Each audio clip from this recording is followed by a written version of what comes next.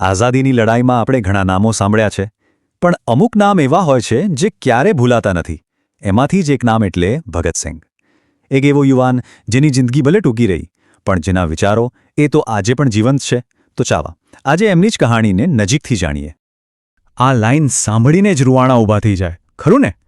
કોઈએ હસતા હસતા ફાંસીનો ફંદો સ્વીકાર્યો. આ કોઈ કવિની કલ્પના નથી હો, આ તો ભગતસિંહના જીવનની હકીકત છે. એક એવી વ્યક્તિ જેણે મોત સામે પણ સ્મિત કર્યું, કેમ કે જાણતા હતા કે એમનો હેતુ, એમનો મકસદ એમના પોતાના જીવન કરતાં અનેક ઘણો મોટો હતો. તો આ કહાણીની શરૂઆત ક્યાંથી થાય છે? એ ભૂમિથી, જેણે અસંખ્ય બલિદાનો જોયા હતા. એ સમય હતો ગુલામ ભારતનો. પંજાબના એક નાનકડા ગામમાં એક એવા બાળકનો જન્મ થયો જેનું નામ ઇતિહાસના પાના પર સોનેરી અક્ષરે લખાવાનું હતું. હા, એમનો જન્મ 28 સપ્ટેમ્બર 1907ના રોજ પંજાબમાં થયો. પણ જાણો છો, એમનો પરિવાર કોઈ સામાન્ય પરિવાર નહોતો. દેશભક્તિ તો એમના લોહીમાં હતી. એમના પિતા કિશનસિંહ અને કાકા અજીતસિંહ બંને પોતે મોટા ક્રાંતિકારી હતા. એટલે સમજો ને કે ભગતસિંહ માટે દેશભક્તિ તો વારસામાં મળેલી ભેટ હતી. આઝાદી શબ્દ તો એ નાનપણથી જ સાંભળતા અને જીવતા આવ્યા હતા.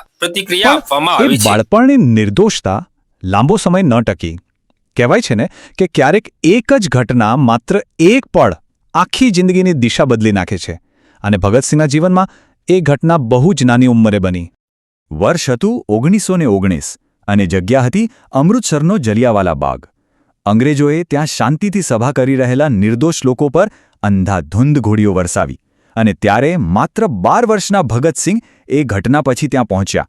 એમણે પોતાની આંખોથી એ લોહીથી રંગાયેલી ધરતી જોઈ. બસ એ એક દ્રશ્ય એમના બાળમનમાં એક એવી આગ લગાડી, એવી ચિનગારી ભડકાવી, જેણે આગળ જઈને આખા બ્રિટિશ સામ્રાજ્યને હચમચાવી નાખ્યું. અને ત્યાં જ એ માટી હાથમાં લઈને એમણે શપથ લીધા કે હવે અન્યાય સામે ચૂપ નહીં રહેવાય, હવે થશે તો માત્ર સંઘર્ષ. અને અહીંથી જ ભગતસિંહની કહાણી એક નવો વળાંક લે છે. અહીંથી શરૂ થાય છે વિચારોની અસલી ક્રાંતિ. જો મોટાભાગના લોકો ભગતસિંહને હાથમાં બંદૂકવાળા એક ક્રાંતિકારી તરીકે જ જુએ છે, પણ સાચું કહું એ એમની અધૂરી ઓળખ છે. એમનું અસલી અને સૌથી મોટું હથિયાર બંદૂક નહીં પણ પુસ્તકો હતા. એમનું માનવું એકદમ સ્પષ્ટ હતું. એ કહેતા કે ખાલી અંગ્રેજોને દેશમાંથી કાઢી મૂકવા એ સાચી આઝાદી નથી. એનાથી તો શું થશે? ગોરા જશે અને કાળા આવશે. શાસકો બદલાશે પણ સિસ્ટમ તો એની એ જ રહેશે. સાચી આઝાદી, સાચી ક્રાંતિ તો વિચારોથી આવે છે. એક એવી આઝાદી જ્યાં કોઈ માણસ બીજા માણસનું શોષણ ન કરે, જ્યાં દરેકને સમાનતા અને ન્યાય મળે. અને એટલે જ એમનો જે પ્રખ્યાત નારો છે ને, ઇન્કલાબ જિંદાબાદ, એનો મતલબ ખાલી હિંસા કે બંદૂકબાજી નહોતો. ઇન્કલાબનો અર્થ હતો એક સંપૂર્ણ સામાજિક પરિવર્તન, એક એવી ક્રાંતિ જે આખા સમાજને બદલી નાખે અને એક એવી વ્યવસ્થા બનાવે જે સમાનતા અને ન્યાયના પાયા પર ઊભી હોય.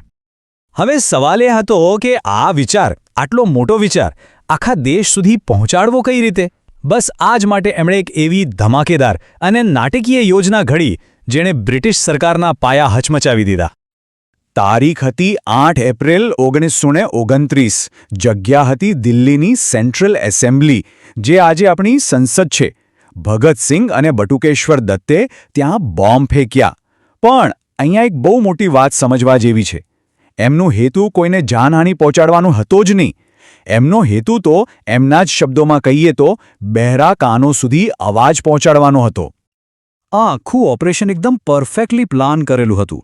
સ્ટેપ 1, એસેમ્બલીમાં ખાલી જગ્યા પર એવા બોમ્બ ફેંકવા જેનાથી માત્ર ધુમાડો થાય અને મોટો અવાજ આવે, કોઈને ઈજા ન થાય. સ્ટેપ 2, જોર જોરથી ઇન્કલાબ જિંદાબાદના નારા લગાવીને પોતાનો સંદેશ દુનિયા સુધી પહોંચાડવો. અને સૌથી અગત્યનું સ્ટેપ 3, ત્યાંથી ભાગી જવાની કોશિશ બિલકુલ નહીં કરવાની, પણ સામે ચાલીને પોતાની ધરપકડ કરાવી લેવાની. હવે કોઈને સવાલ થાય કે આવું કેમ? ધરપકડ કેમ કરાવી?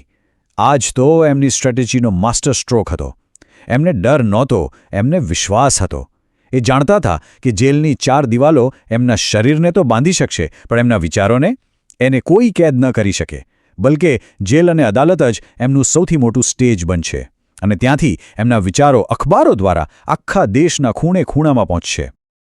અને ખરેખર થયું પણ બિલકુલ એવું જ.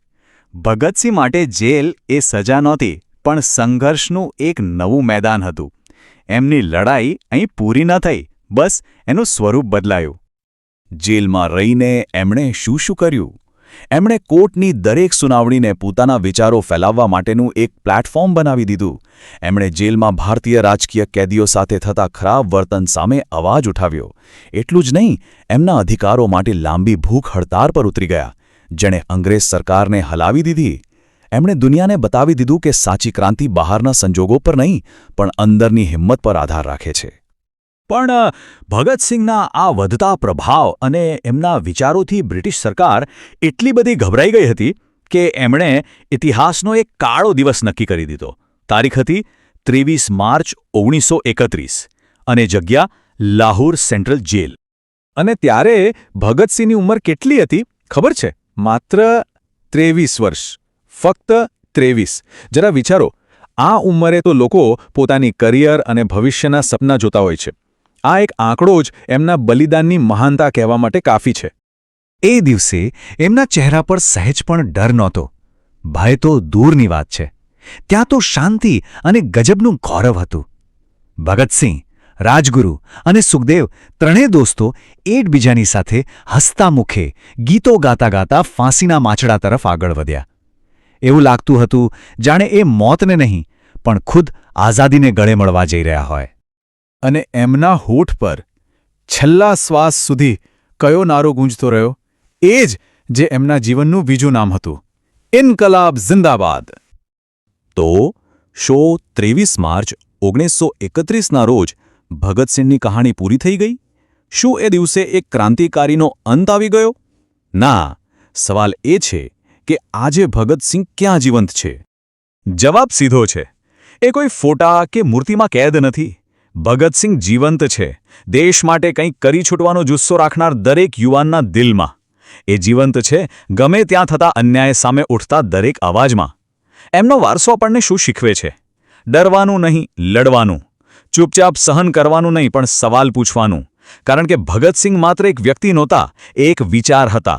અને વિચારોને ફાંસી નથી આપી શકાતી. વિચારો ક્યારે મરતા નથી.